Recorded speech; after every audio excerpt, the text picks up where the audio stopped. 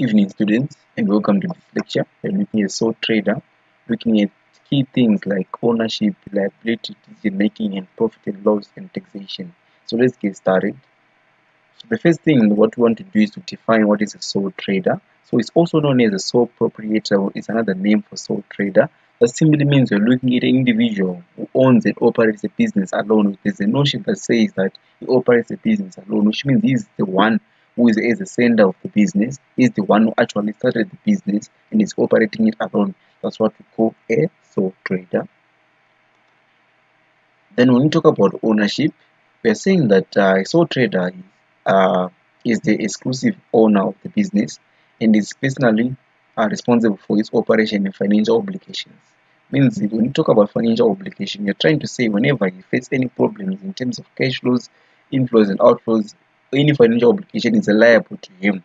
That simply means the idea of having a personally responsible of the ownership of the business, which means take all personal decisions. We're talking about issue of clarity, resources, freedom, and security. These are all things that you have to look at, and also you have to take accountability for his actions. You also have to have to make a personal decision uh, whenever he's running the business. Then we have liability.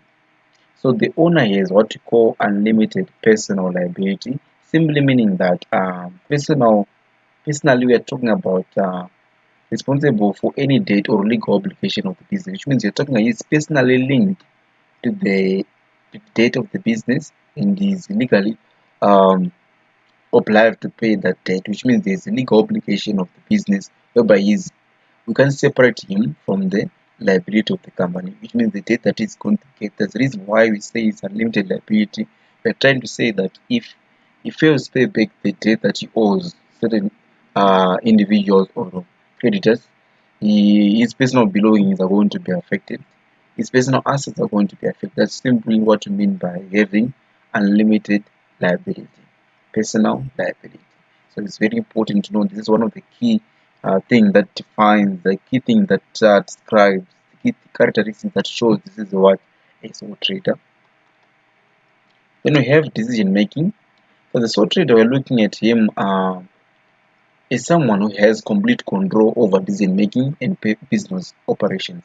The reason why we are saying that we are looking at him being the decision maker because we said from our definition that he is the one who is operating this business alone.